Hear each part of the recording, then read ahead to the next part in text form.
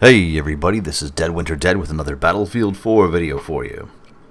Today we're taking a look at the SG553 Butt Naked. This is a request from one of my subscribers named Ryan Cohall. So, Mr. Cohall, thank you very much for getting my butt kicked.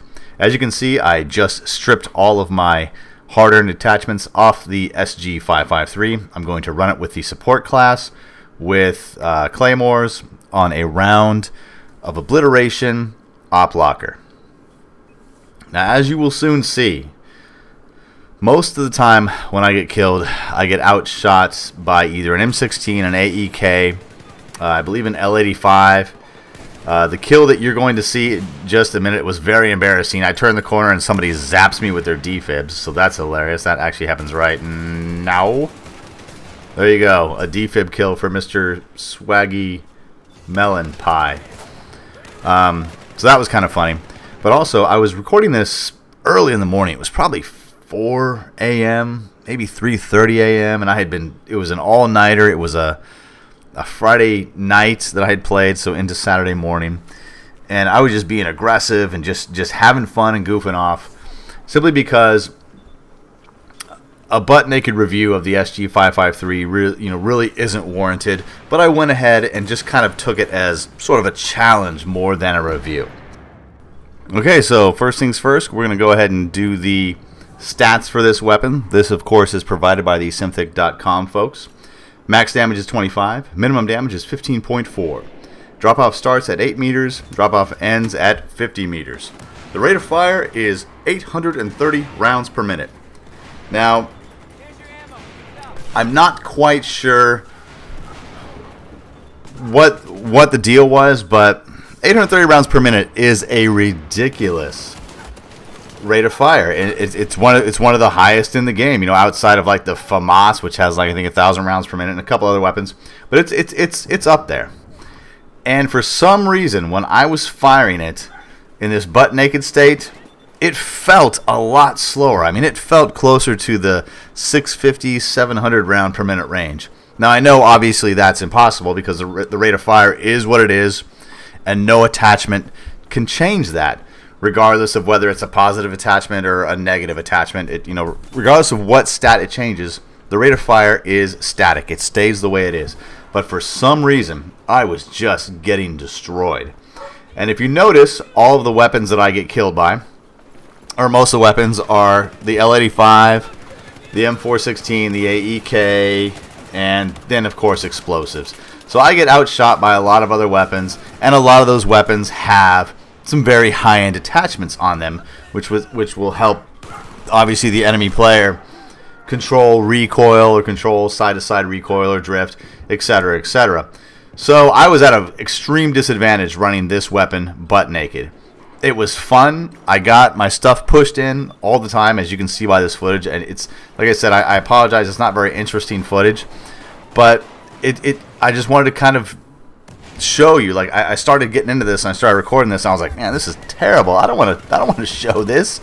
And then I thought, well, actually, yeah, I do want to show this. I want to show this to you guys to let you know that, it is important to grind out those attachments. And some of these players that are coming late to the game, the so-called Christmas noobs, or gamers who just wanted to wait for the game to go on sale, they're going to be at an extreme disadvantage because of all of the attachments that make weapons so much better.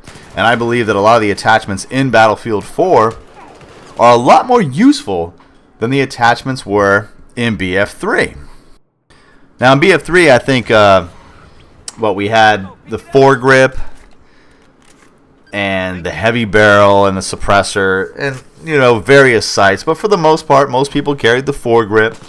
If you were in an LMG, you'd bipod it out and just do that. And there wasn't such a diversity among grips or among muzzle attachments, so to speak.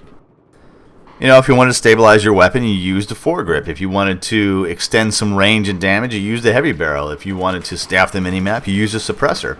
But I believe the suppressors in BF3, you actually lost potency with the weapon. You actually, the damage went down, as well as the muzzle velocity. In BF4, it's only the muzzle velocity, so it's a lot more advantageous to run a suppressor in BF4 because you're not losing any of the potency of the weapon, just a little bit of muzzle velocity, which most people can correct for anyway. Now, the 553 it's a fun weapon. I know there are a lot of players out there who it is their main weapon. The thing about it is it's a carbine, which means that in BF4 it is an all-kit weapon. Any class that you want to run, you can use the 553 with. And if you are excellent at it, then you know what? More power to you. As you can see here, I'm just all over the place with this weapon. I'm not sure if it's because I took the compensator off in the beginning and I just was having trouble going back to that, you know, butt naked recoil, or what. But it was just it was tough. I mean, it was fun. I had fun playing with it, but it was just tough. But as you can see, AEK. You know, I'm gunned down by the AEK, the M416, the L85, I believe it is, and it's just, and also not just that. I mean, these guys I'm playing against, you know, gosh, I mean, even though the teams are small, where, you know, it's like 8v8 or 6v6, you know, 4 out of the 6 enemy guys are just excellent players. Like, watch this. I open up the gate. Actually, no, I apologize. It's a different moment in the game. But there's a point in that same hallway where I peek that gate and somebody peeks the far corner and just one-shots me. Just one-shots me just instantly, I think, with an AEK. And that kind of brings me to the second part of this video. Now, if you remember in a past video of mine, I mentioned kind of, you know, spread your wings, open your horizons, step out of the box.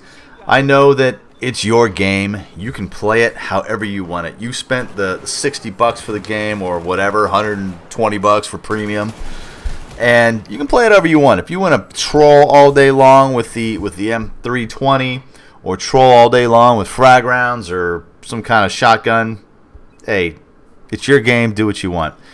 But for the rest of us that, you know, want to try to expand our horizons and try to just be a good overall player and not get caught in like a niche or caught in a rut, it's good to step out of the box and play some of the other weapons and play some of the other classes. My go-to class is a support class. That's where I'm most comfortable. And my go-to weapons are the LMGs. Those are the weapons I am most comfortable with. The LMGs are sometimes extremely difficult to use. With the addition of the MG4 to Battlefield 4, it's, I mean, as much as I hate to say it, the MG4 is my most used weapon, but it's a no-brainer weapon. I mean, it's basically an assault rifle with a giant magazine. That's the way I describe it. Now, some of the tougher LMGs to use, the Peshnag, PKP Peshnag, the M240 Bravo, those are still really difficult weapons to use and actually, you know, master and be good at. You know, both of those are in my top 10, and that's just because I like the LMGs. Like, you know, I love the Peshnag with this iteration of Battlefield. I'm not as fond of the Bravo as I was in BF3, but I still use it quite a bit. And those weapons are tough to use. You know, they've got a slower rate of fire. They kick like mules, and in order to be successful at them, you have to kind of change up your game style. So again, you know, I'm you know, just kind of imploring you guys, spread out. You know, spread your wings, step out of the box. Don't just be the AEK guy or the M416 guy, or don't just use the weapons that you know, some big YouTuber said this is the greatest newest weapon. Everyone's gonna love it because it's so great. Don't just do that. Like, you know, find weapons for yourself. Find the weapons that you are most comfortable with. And if that weapon happens to be like, the weapon that's the most used, then, you know, fine, you know, roll with that, have some fun, but every once in a while step out. Just like this. I've used the SG553, and I played a lot to get a lot of the better attachments to improve the weapon. But, you know, I step back ran it butt naked against a lot of players who have a lot of higher level unlocks, and and I got toasted. So it was a fun round. I had fun playing it, and to Mr. Ryan Cohall, thank you again very much. You know, gave me a nice little challenge there. Even though you asked for a review, it was really more of a challenge, simply because, you know, at this point, most players on the servers that I play with are gonna have higher level unlocks. I don't really play against, you know, level 1s and, you know, level 5s and level 10s and all that stuff. So a lot of them have a lot of the weapons. You know, they've ground through them, and they have a lot of the unlocks. Plus, these guys were just good players. They were really good. Well, guys, this about wraps it up for the butt naked review / challenge of the SG553. Had a lot of fun doing it.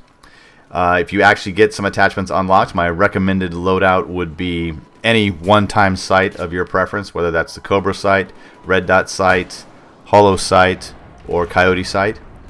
A stubby grip is what I usually use. A compensator will help with that recoil, but lately I've been using the suppressor. Now, I also use a laser sight on this weapon. I'm not a great hipfire player, but the laser sight will help increase your hipfire accuracy significantly. I believe it's like 50%. So go ahead and throw that laser sight on there for those up close and personal moments. The SG553 doesn't really shine at long ranges. It's more of a short to short medium range weapon, but it will chew through your enemies if you get the right attachments on it. Anyway, guys, I hope you enjoyed this video. My name's Dead Winter Dead. Thanks for watching.